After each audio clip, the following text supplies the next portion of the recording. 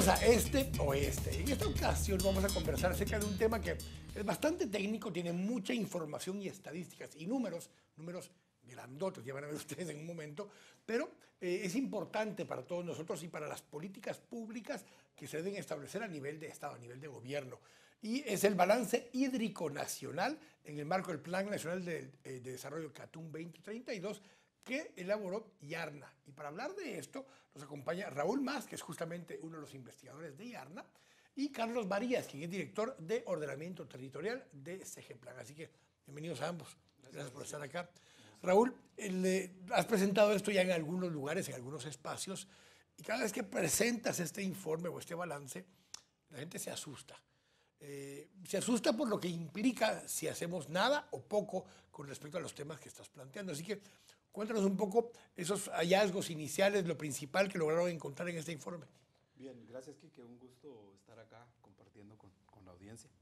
Pues básicamente es un estudio que obedece al interés de conjunto entre la CGPLAN y el IARNA de tratar de comprender realmente las dinámicas de los recursos hídricos en el país. Recordemos que el agua es un elemento que da vida, pero también quita vida. Entonces, para nosotros es muy importante tener bien detallados, bien conocidos los flujos estos de agua en el país. En términos generales, digamos que el país, por sus atributos de las formas que tiene la tierra, este es un país que normalmente nosotros asumimos como montañoso, pero más del 80% del territorio nacional está abajo de los 1.500 metros sobre el nivel del mar. Para poner un referente, la ciudad de Guatemala está a 1.500 metros sobre el nivel del mar. Más del 80% del país está abajo de esos, de esa incluyendo áreas en el altiplano. Algunas áreas. O sea, porque la gente piensa en el altiplano y todo es mucho más altura, pero Ixcán y muchos municipios de Quiché. Todo Petén, por ejemplo, o toda la llanura costera del Pacífico están por abajo de esta cota. Entonces es, digamos, un elemento fundamental para entender cómo se mueve el agua en el país. Y en esos términos hay tres grandes regiones que se conocen como las vertientes hidrográficas. Es decir, cualquier gota de lluvia que caiga en este país migra, ya sea hacia el Océano Pacífico, al Mar Caribe o al Golfo de México. A partir de y eso es condicionado por las formas de la tierra. Luego, el movimiento del agua, la disponibilidad de agua depende de cuánto llueva. Así ha sido desde que este territorio se empezó a formar hace 80 millones de años. A partir de las formas de la tierra y de las corrientes, de cómo se comportan la lluvia cuando llega, hay otro factor que es bien importante, no solo lo que llueve, sino también la temperatura. Porque la temperatura del ambiente natural es lo que condiciona cuánta agua se evapora. Y esa diferencia entre lo que llueve y se evapora es justamente el tema central de nuestras cifras. ¿Cuánto realmente es lo que escurre de agua por todo el territorio nacional? En función de esas tres grandes formas de la tierra. Y vamos a ir mezclando los temas justamente con Carlos ahora, porque no es lo mismo cómo se mueve dentro de ese territorio el agua cuando es tierra virgen con sus selvas y sus bosques naturales, a cuando tiene ya algún tipo de intervención humana, como mínimo solo con talar árboles, por un lado, pero si además ya hay intervenciones de construcción de áreas agrícolas, de redireccionamientos de las corrientes de agua para riego y para demás. Todo eso tiene un impacto y esa es la gestión del uso del suelo, que es la parte que en todo caso te toca ver a ti del lado de CGPLAN. Correcto. Pues mira, nosotros justamente solicitamos este apoyo al IARNA porque en el marco del Plan Nacional Catún, uno de los ejes es los recursos naturales para hoy y el futuro. Queríamos comenzar a entender justamente cómo se estaba comportando el territorio en temas de sequías, de inundación, de captación de agua. Entonces, en esa línea, gracias al apoyo de Naciones Unidas, del Programa de Naciones Unidas para el Desarrollo, del Programa también de Naciones Unidas para el Medio Ambiente, PNUMA, nosotros impulsamos una iniciativa desde CGPLAN, que se llama la Iniciativa por ese Ambiente, es una iniciativa muy mundial, y entonces ellos nos financian y nos apoyan para generar este estudio. Esto entonces a nosotros nos va dando la información, justamente como dices tú, de dónde tenemos que aplicar determinados temas de política pública. Por ejemplo, ahora justamente se ha estado discutiendo la reciente aprobación de Probosque, ¿Cuáles son esos territorios que el país debería estar priorizando para poder reforestar? Aquellas zonas de recarga hídrica que nos garanticen el agua a los 15 millones de personas que seremos ahora y a los 22 que seremos en el 2032. ¿Qué tipo de obras hacemos en las partes medias de cuenca para evitar derrumbes, deslaves, socavamientos? ¿Y qué gestión se hace de esas cuencas en la parte baja, digamos en las costas, para evitar los procesos de inundación que en muchos de estos casos se están dando? Entonces, el tema es generar esa información para poder tomar decisiones mucho más inteligentes. Carlos mencionaba el tema de recarga hídrica, porque tú planteabas, bueno, el agua llueve y se mueve por medio de estas estructuras o el agua se evapora, pero también hay momentos en que el agua sí hace esa recarga hídrica, o sea, digamos, se penetra en las tierras dependiendo del tipo de tierra que es, el tipo de suelo que es, si hay construcción encima o no hay construcción encima, cómo fluye el agua. Hablemos un poco también de esa parte, porque me imagino que todo esto lo que nos va dando la pauta es dónde termina habiendo agua, ya sea de superficie o subterránea. Sí, digamos que el agua es un recurso que tiene unas propiedades muy particulares, porque no está distribuido de manera uniforme ni en el espacio ni en el tiempo. Es decir, hay temporadas del año donde hay lluvia y hay temporadas donde no hay. Y hay regiones donde llueve mucho, por ejemplo, la franja transversal del norte, donde llueve 6 metros de lluvia al año, y la región del nororiente del país, el denominado corredor seco, donde llueve medio metro de agua al año. Mucho determinado por las formas de las montañas, el movimiento de los vientos, etcétera, etcétera. Ahora, de esa agua que cae, justamente, ¿cuánto es la que escurre? ¿Cuánto se infiltra? Son los temas que son importantes en este estudio, porque eso se ha modelado a partir de un software denominado WEAP, que es Water Evaluation and Planification, que nos permite crear estos modelos hidrológicos. Cómo se comporta el agua en función de lo que tú estabas planteando, los tipos de suelo. Porque los tipos de suelo, en Guatemala hay 168 diferentes tipos de suelo. Tiene una estructura química, una textura diferente, y eso incide en su capacidad de para capturar infiltrar, o de escurrir. De infiltrar o de escurrir. Porque y no digamos cuando ya le aplicamos otros tipos de trabajos encima, si le aplicaste asfalto o balastro o concreto o la cualquier diferencia cosa. entre asfalto y adoquín, por ejemplo. El Correcto. adoquín filtra más que el asfalto. Entonces, el tipo de suelo, el tipo de cobertura. Entonces, son elementos que son muy importantes. Afortunadamente, el país tiene un mapa actualizado al año 2012 sobre los tipos de cobertura que tiene el suelo, y eso nos ayudó a comprender de manera más detallada cómo se mueven estos flujos. ¿Dónde hay más agua? Pues básicamente es en la vertiente del Mar Caribe, es decir, toda el agua que va justamente, digamos, donde el río más significativo es el Motagua, que lleva las aguas hacia las costas del Pacífico, del Atlántico hondureño y de Belice. Ahí más o menos se movilizan 37 millardos de metros cúbicos por año. Eso quiere decir que más o menos por cada kilómetro cuadrado en esa vertiente se están moviendo 780.000 metros cúbicos por kilómetro cuadrado. Y en función de la población que habita en ese espacio, pues más o menos hay 7.000 metros cúbicos por persona. O sea, en ese sector sobra agua. Sobra agua. Es decir, pero también es toda la parte norte de Me refiero sobre agua, poniéndolo en esas capacidades, porque después viene la otra parte, los usos que hacemos del agua, pero eso lo vamos a ver en el siguiente segmento. Son los fenómenos naturales. Correcto. ¿Cómo se mueve el agua? En la vertiente del Golfo de México, es decir, la que sale directamente hacia el Golfo de México, todo el agua que le donamos a México, pues básicamente estamos hablando de que ahí hay 10.000 metros cúbicos por persona por año. Y en la vertiente del Pacífico, que es la más poblada, la meseta central para abajo, pero que es la que menos lluvia percibe, que son más o menos 30 millardos de metros cúbicos por año, ahí más o menos hay 4.300 metros cúbicos por persona por año.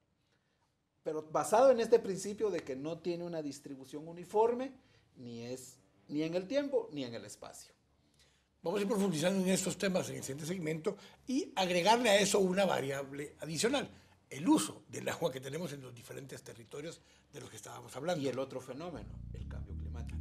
Por supuesto. Que ese es justamente el tema Tengo que ir al corte. Estamos acá en Este Oeste. Volvemos en un momento.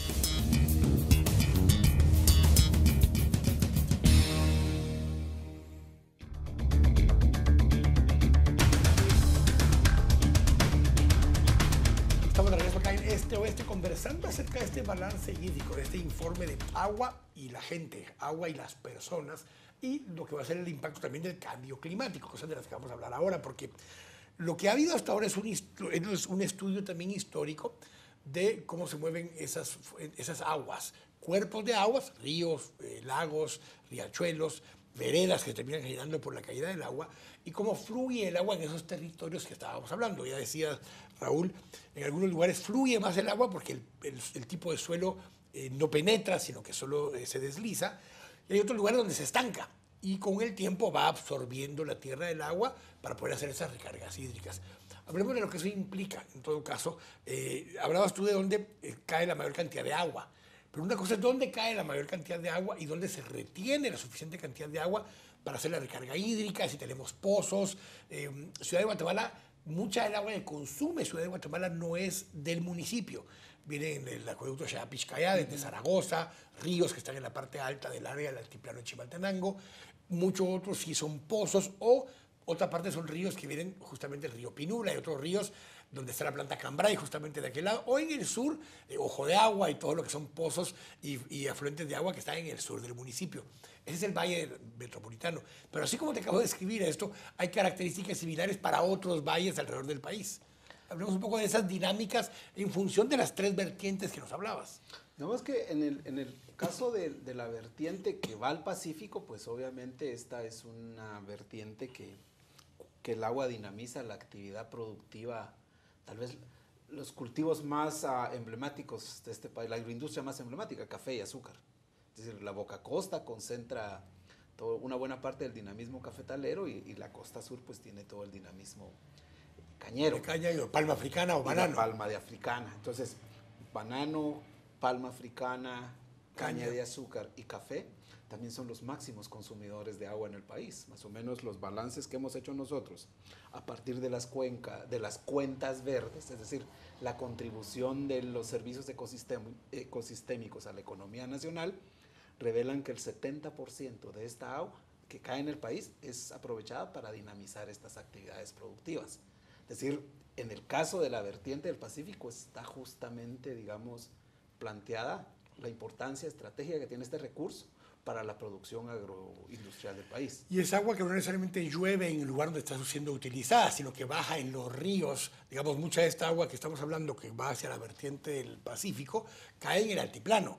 Alimentan los ríos que están en el altiplano y se van hacia el sur por medio de grandes ríos, el Guacalate, el Coyolate, muchos de los ríos que van a dar a las zonas estas agroindustriales. Donde están los mejores suelos del país, los que También tienen mayor potencial de filtrar el agua. Entonces, esta vertiente es la que tiene los mejores depósitos subterráneos, porque al final de cuentas, usando una metáfora, podríamos decir que ahí están las palaganas subterráneas. Un poco lo que sucede en el valle de la ciudad de Guatemala.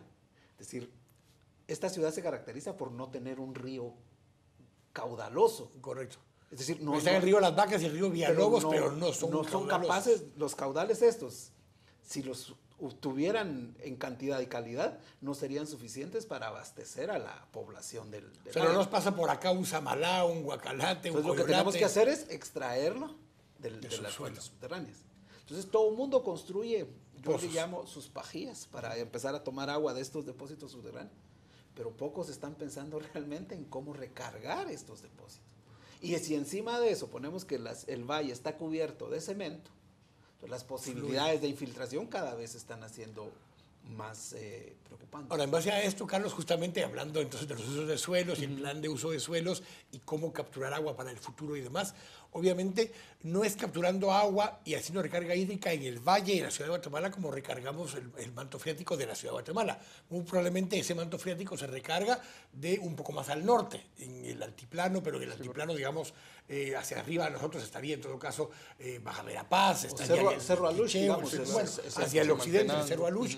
Entonces, ahí es donde tendrías que establecer qué tipo de manejo de suelo se hace en esos lugares para capturar el agua que vuelve a recargar los mantos freáticos del Valle de la Ciudad de Guatemala.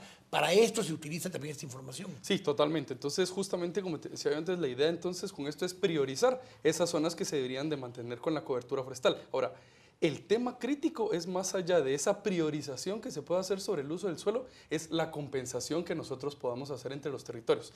¿A qué me refiero? La Municipalidad de Guatemala, como bien dices, el 40% más o menos del consumo de la ciudad viene de Xayapixcayá. Xayapixcayá debería, en realidad, la población que está ahí alrededor tiene también la necesidad de usar su suelo para sus casas, para su producción agrícola. Voy a aprovechar ese comentario para esto justamente. Cuando se construyó Xayapixcayá, principios de los 70 realmente, toda esta área ni siquiera era agrícola, mucha de esa área era forestal. Correcto. Y entonces el río Xayá y el río Pixcaya, que es de donde viene el nombre del acueducto, alimentaban una tubería que traía el agua a Ciudad de Guatemala. Que trasvasa el agua al valle. En el tiempo, esa área empezó a tener sembradíos, a tener hortalizas, a tener uso humano, a tener incluso sus desfogues, sus desagües hacia el río Xayá o hacia el río Pixcaya, y entonces empezaron a usar, a ensuciar la fuente de agua principal de la ciudad de Guatemala. Correcto. Ahora, la única forma que había de evitar eso era o comprar todos los bosques de alrededor por parte de la ciudad de Guatemala y mantener esos bosques vírgenes para seguir alimentando, o pagarle a la gente el uso ambiental del agua. Exactamente a eso iba, ¿no? Entonces, entre las políticas que se tienen que generar para poder mitigar un poco estos impactos es justamente esa definición de pago por servicios ecosistémicos. Yo en la ciudad de Guatemala tengo la ventaja de que abro un chorro y desde Xayapixcayá cae el agua. Entonces yo tengo que pagar por ese privilegio. Es justo que la ciudad de Guatemala, entendamos la municipalidad, pero inclusive también nosotros los ciudadanos tengamos la conciencia de saber que el agua no nos cae de gratis de allá. Entonces, ¿cómo yo puedo compensar a esos municipios, a esos territorios, para que mantengan la cobertura forestal, para que no den otros usos del suelo, pero para que eso también les pueda representar a ellos ingresos y puedan subsistir? Lo mismo hablamos, por ejemplo, con el Samalá, cuando miramos la parte alta de la cuenca que alimenta todo Quetzaltenango, o las zonas de Totonicapán, donde nacen 7, 8 cuencas del país. Principales. Exacto. Entonces, ¿cómo logramos hacer para generar esos procesos de pago de servicios ecosistémicos y garantizar que la población, que al final también es la propietaria del suelo y que tiene que subsistir, tenga otros fondos y otras fuentes para poder garantizar? Ahora, pero aquí estamos hablando ya de los usos. A ver, ¿cuánto? Hablabas de que el 70% de las fuentes de agua o del agua total la consume esos grandes consumidores, que es la agroindustria. ¿Qué porcentaje de esa agua consume la ciudad de Guatemala, por ejemplo? Para usos personales o industriales, porque creo que ahí va a ser difícil separar los distintos usos, pero los usos del Valle de la ciudad de Guatemala. Digamos que estamos en la fase, digamos, el análisis nuestro en la contabilidad ambiental está en función de los rubros que especifica el consumo humano a nivel nacional. El consumo domiciliar es del 2.5% del agua. Del total del agua. Del total del agua que se mueve en el país. Y aunque aquí la ciudad de Guatemala representa más o menos el 10% del total de la población del país, muy probablemente consume un 15, 20, 30, 40% de ese total de consumo de agua domiciliar, por los hábitos de consumo, por la capacidad económica, por otras razones. Pero hay otro elemento que es importante aquí, que necesitamos agua para producir alimentos. Claro. Y esos alimentos no los producimos en este valle. Ese no es el monocultivo del que estábamos hablando anteriormente. No, este es son los tomates, la lechuga, la zanahoria, es decir, la comida cotidiana. Son alimentos que vienen de otras cuencas.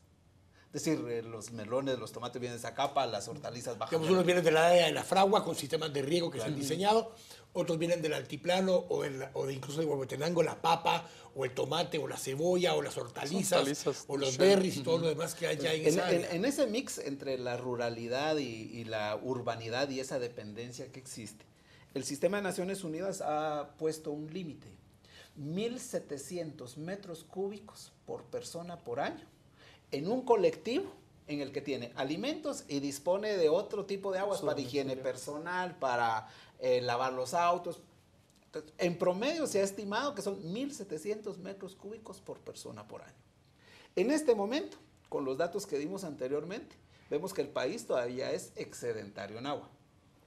Es tan excedentario que le damos el 46% de nuestras aguas van para México, un 6% a El Salvador, un 5% a Belice y 0.5% a Honduras. Porque hay otro tema, no cosechamos agua. Pero el tema que más nos ha preocupado con los colegas de la CGPLAN es el impacto que el cambio climático va a tener en la disponibilidad de agua. Si va a cambiar la precipitación y va a cambiar la temperatura, van a cambiar las disponibilidades de agua. Y por ejemplo, nosotros en las proyecciones que hemos realizado, Para el 2050 estimamos, si le sumamos el incremento poblacional, el Mar Caribe estaría en el 2050 proveyendo 1.900 metros cúbicos por persona por año. El Golfo de México, 3.300 metros cúbicos por persona por año. Pero la costa del Pacífico tendría 1.200. O sea, abajo del límite. Abajo del mínimo que ha fijado las Naciones Unidas. Para hacer algunas de las medidas de mitigación y de reserva y de crear esos reservorios o crear mecanismos de cosecha de agua y demás, se requiere dinero. Además se requieren algunas normativas para poder asegurar que elevemos un poco más la cantidad de agua que pueda llover en ciertos sectores y cómo, si se permea y se captura y se alimenta la recarga hídrica y demás. Pero entiendo esto.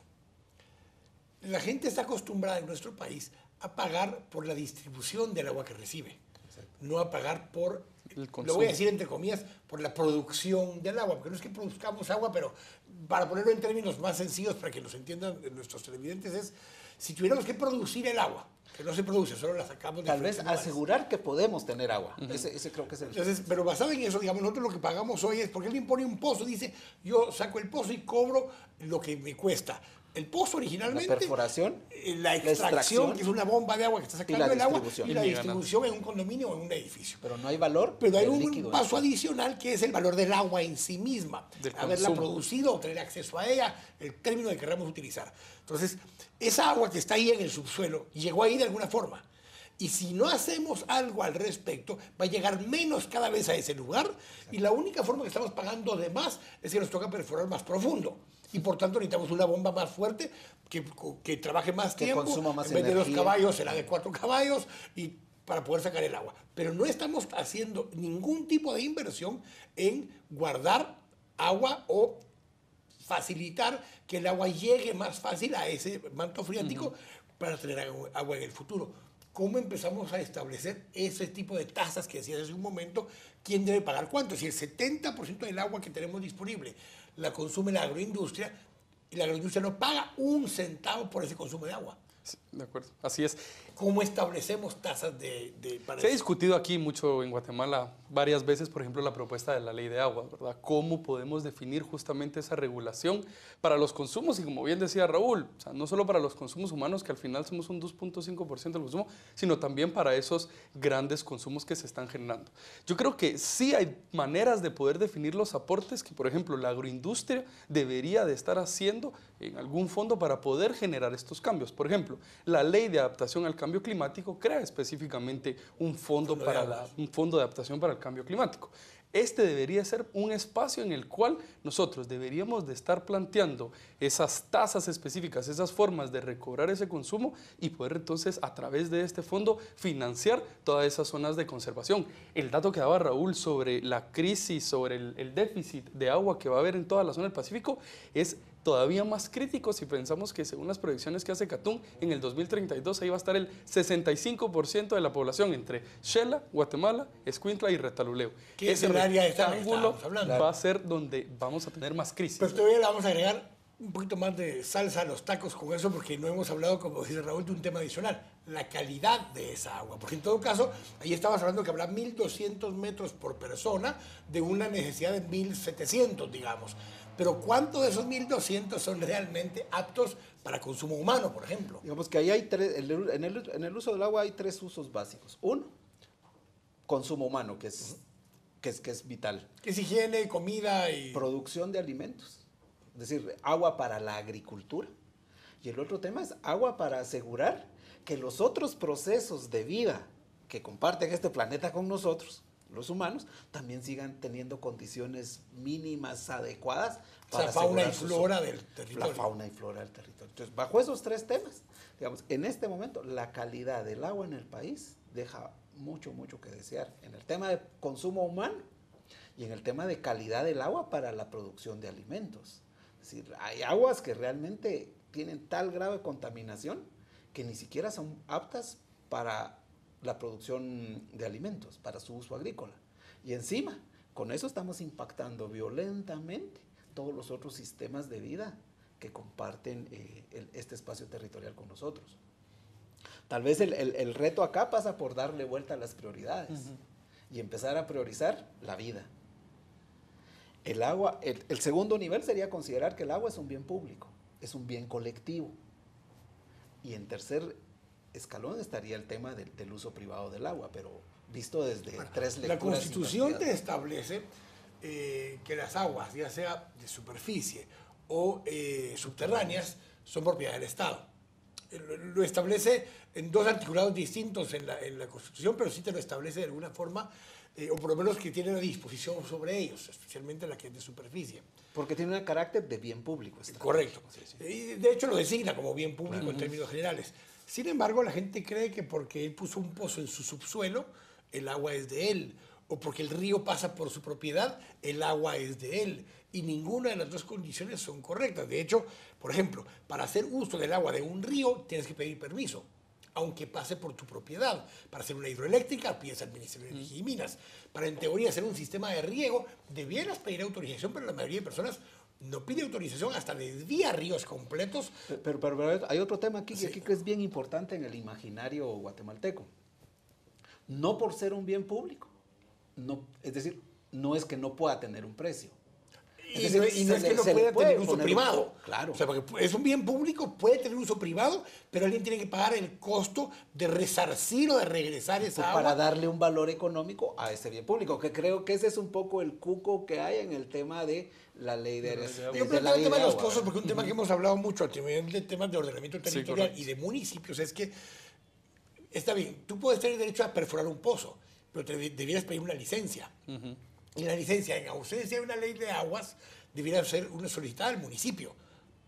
Pero también necesitamos instrumentos superiores, es decir, ¿dónde dice que sí se pueden hacer pozos? No, yo estoy claro, pero en ausencia de la ley de aguas es que tienes este vacío. Pero al tener el vacío, al hacer un pozo, en teoría hay una construcción. Claro. Y si hay una construcción, en todo caso la municipalidad tiene que poder tener una revisión de eso y decir, espérame, va a ser un pozo. Es más, Ciudad de Guatemala llegó a determinar más o menos cuántos pozos hay en el municipio, no para controlar los pozos, para controlar lo que sería en todo caso el sistema de alcantarillado. Como había que cobrar el 20% de alcantarillado, el que no tenía agua de empagua, pues tenía que tener un pozo y se fue a tabular de qué tamaño era y se hace una estimación para la descarga que va a haber al sistema de alcantarillado, pero no es realmente un control exacto de cuántos pozos hay y es un tema, cuánta agua extraen. Es un tema crítico porque, por ejemplo, digamos, más allá también de la Municipalidad de Guatemala, tenemos muchos municipios donde a través del modelo de condominio, vos tenés un municipio con X cantidad de condominios y la municipalidad no sabe qué es efectivamente lo que se está consumiendo entre un condominio y el otro. Pero entonces, ¿quién es el ente mediador ahí también? ¿Qué pasa si en un momento futuro hay 2, 3, 5 condominios que están extrayendo un agua de un mismo pozo y llegará a ser una batalla entre los condominios, unas demandas entre los condominios para poder resolver este tema, cuando ahí el rol y la gestión debería estar directamente vinculada a la municipalidad? En Ciudad de Guatemala ya ha pasado al final lo que estabas planteando, donde un condominio se quedó sin agua, ¿y qué es lo que hacen? Le entregan el sistema de agua a la Municipalidad de Guatemala y que la Municipalidad vea qué hace con el sistema de agua. Y sin embargo a los condominios originalmente les vendieron que era un pozo propio y que ellos le iban a poder administrar, pero cuando se seca y hay que hacer inversiones monumentales, ya no pueden. Y cuando intentan conectarse ya no pueden. Lo que pasa es que hay otro gran problema. Desconocemos cuál es la estructura del subsuelo en esta... Correcto. En el Valle de Guatemala y en todo el país. Ahí hay otro gran vacío de información, porque desconocemos también cómo se mueven las aguas subterráneas de manera subterránea. Lo que sí estamos seguros es que la tabla de agua subterránea cada año está bajando a un ritmo impresionante, entre 3 y 15 metros. Y si a eso le metes que también el subsuelo está comenzando a absorber la contaminación que todas estas zonas urbanas están generando. Y eso te genera cavernas. O sea, en el subsuelo, lo que antes estaba lleno de agua, en cuanto se vacía de agua, crea un vacío. Exacto. Y ese vacío genera esas burbujas que han habido ahora, donde puede haber un colapso de tierra hacia abajo, porque esa caverna que se generó, está vacío. El agua llenaba el vacío. En cuanto se queda vacío de agua, te colapsa y todo lo que está encima de ello. Y con el peso extra que le estamos poniendo, con edificios, con concreto, con demás, el tema se va complicando. Si todo esto le recuerda un poco Cambrai, por ejemplo, o algo por el estilo, por ahí vienen también algunos de los dilemas. Vamos a ir al corte y regresar con algunas conclusiones. ¿Qué hay que hacer entonces ahora con la información que ya tenemos, que no es perfecta, que no es completa, pero que es un gran avance de lo que se tenía antes, para poder entender la relación entre agua, humanos y el potencial problema adicional del cambio climático en el tiempo. Estamos acá en Este Oeste, volvemos en un momento.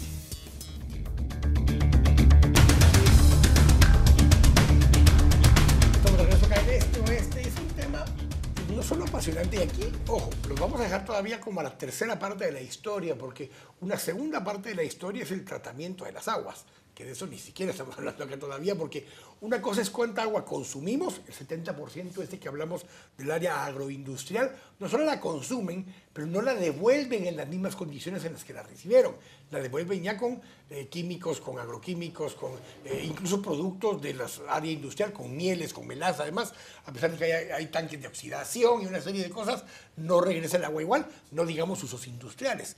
Y en la tercera parte todavía es cómo hacemos para mejorar ese tema de uso de suelos. Y voy a ir con Carlos ahora porque una cosa es poner tasas de servicios ambientales o servicios ecoambientales, pero otra cosa es simplemente poder regular el uso del suelo, poder estar claros en qué áreas del país tenemos que tener más cuidado con cómo se descargan las aguas, cómo se captura, cómo se cosecha agua, pero especialmente en qué otras partes del país el escurrir de esta agua genera riesgos. Riesgos como lo que vimos en Cambrai 2, por ejemplo, donde si construimos sobre cuencas, y las cuencas además están a la par de unas laderas enormes y se hacen usos mineros o de otro tipo y empieza a socavar las tierras, eso crea suelos muy inestables, Carlos. Sí, correcto. De hecho, nosotros hemos hablado, por ejemplo, con varias instituciones del Ministerio de Ambiente y con el CONAP, en la necesidad también que hay de redefinir un poco cómo manejamos el tema de esas zonas de protección. Históricamente en el país hemos protegido primero aquellas zonas donde ya había cobertura, y lo hemos hecho con mucho enfoque de protección a la biodiversidad, un tema clave. Cobertura boscosa. Exacto. Pero el tema ahorita tiene que cambiar. La estrategia es ya comenzar a proteger en aquellas zonas que son estratégicas de protección, sea por recarga hídrica o sea por temas de gestión de riesgo, bosques de galería para poder mantener las pendientes, etcétera, etcétera. Tenemos que comenzar a proteger esas zonas y comenzar a generar un nuevo planteamiento entonces de áreas protegidas y comenzar entonces también a definir mecanismos para que las municipalidades puedan estar protegiendo estas áreas. A mí justamente me hacían la pregunta, me decían, mire, ¿cómo podemos, por ejemplo, decirle a una persona, pongámoslo en tema urbano rural, que tenga su propiedad en una zona de riesgo, que no puede hacer o su casa o que no puede hacer su pequeña parcela de producción de maíz? ¿Cómo vengo yo como municipalidad y le digo, mire, lo siento, pero usted ahí no puede hacer absolutamente nada, mire dónde sobrevive o dónde puede llegar a plantar? Entonces es aquí donde también se tiene que acompañar esa generación de suelo público para poder apoyar a estas personas en temas de vivienda o en temas inclusive de producción también agrícola para garantizarle también los medios de vida. Aunque aquí estamos yéndonos al extremo de personas que no tendrían alternativa. Exacto. Muchas personas están en el lugar X porque les agrada estar en ese lugar. Uno, porque no estamos hablando de áreas urbanos marginales, me refiero a vivienda muy cara, que está colocada en ese tipo de territorios, bodegas enormes que están colocadas sobre cuencas de los ríos, y sin importar los riesgos que eso implica, pero no solo riesgos hacia su propiedad, sino que lo que eso genera. Hay ríos en la costa sur que han sido desviados para efectos de sistemas de riego. Y esos desvíos no los respeta el agua cuando ya viene con altas velocidades y sigue de largo. Me recuerdo siempre de Santana Mixtán. Es un lugar que todos los años, sin excepción, se inunda. ¿Por qué? Porque el río tiene un viraje, pero el río sigue de largo y sigue de largo justamente donde está Santana Mixtán. El agua siempre busca su nivel. Porque el agua busca su nivel y cuando sigue de largo, mejor memoria Santana que Mixtán nosotros. todos los años se inunda por lo menos 1 metro de profundidad, 1 o 2 semanas al año y vuelve a ceder el agua. Ese tipo de cosas, Raúl, ¿cómo aprendemos a manejar? ¿Qué conclusiones nos deja el informe de cómo aprendemos a manejar? 3 cosas. El uso del agua en general, la relación con el ser humano y el cambio climático, lo que nos viene de todos modos y que ya tenemos el impacto de eso. Básicamente uno de los grandes retos que tiene la sociedad guatemalteca es cómo nos vamos a adaptar al cambio climático. Recordemos que Guatemala está entre los 10 países más vulnerables en el mundo a los impactos del cambio climático.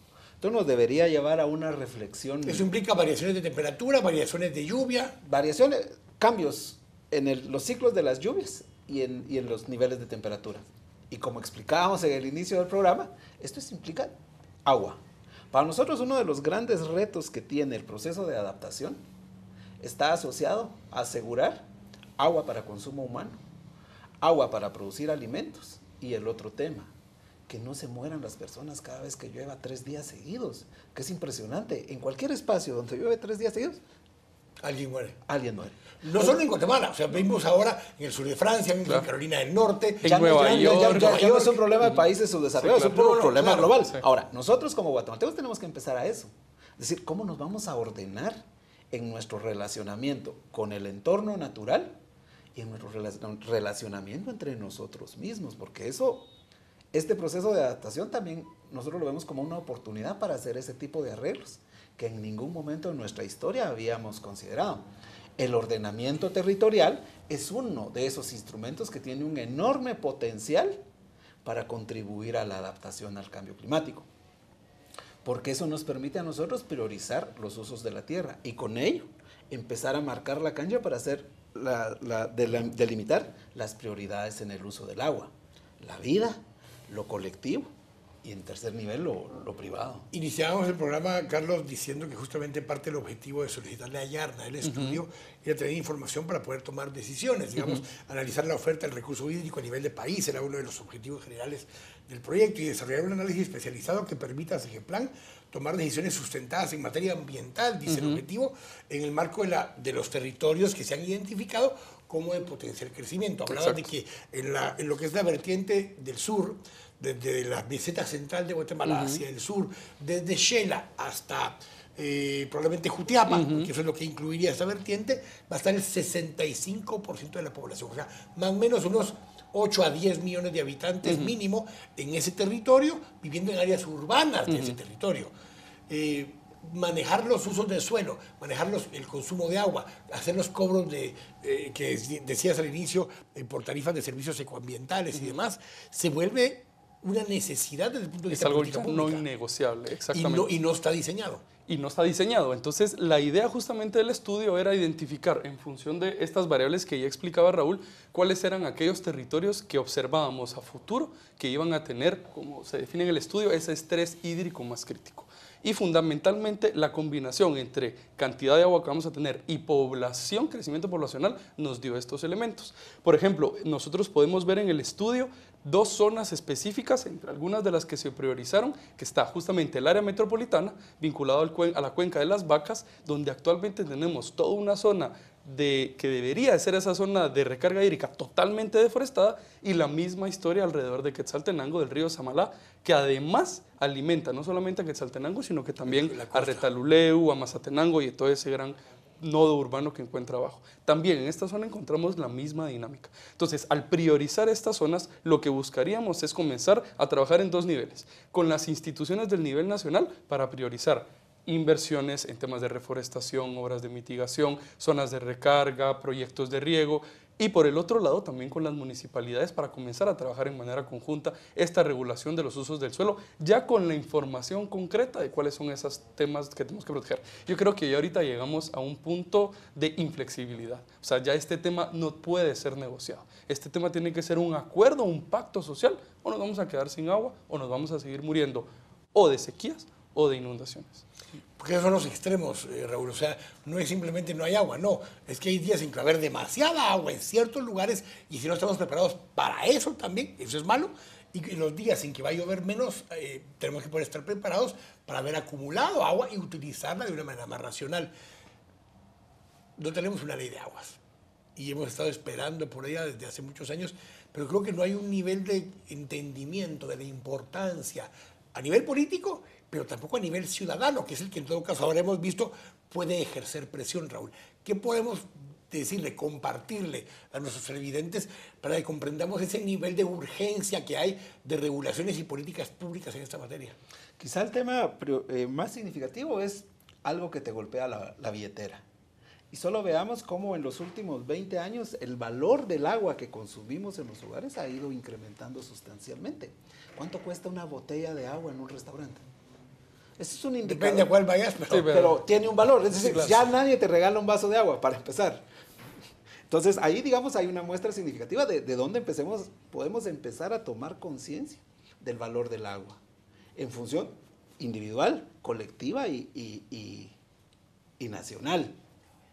El otro tema pasa por justamente hacer un uso eficiente del recurso, es decir, el agua es escasa, es cara, pero también tenemos que ser más sensatos, más inteligentes en cómo usamos el agua. Esto es decir, a nivel país todavía tenemos que planificar y regular el uso del recurso. Pero país, municipio, comunidad, familia, que son temas de diferentes niveles, de diferentes escalas, pero que contribuyen a asegurar que vamos a seguir teniendo agua para consumo humano, para producir alimentos, y que realmente no se conviertan en desastres cada vez que hay un pequeño exceso de agua. Yo voy a terminar vinculando a los Objetivos de Desarrollo Sostenible. El ODS 6 habla justamente de agua y saneamiento. El saneamiento es el que no hablamos el día de hoy. Que ya le dieron 2 años más a todas las munis para que incumplan la normativa de todos modos, en 2 años no van a cumplir.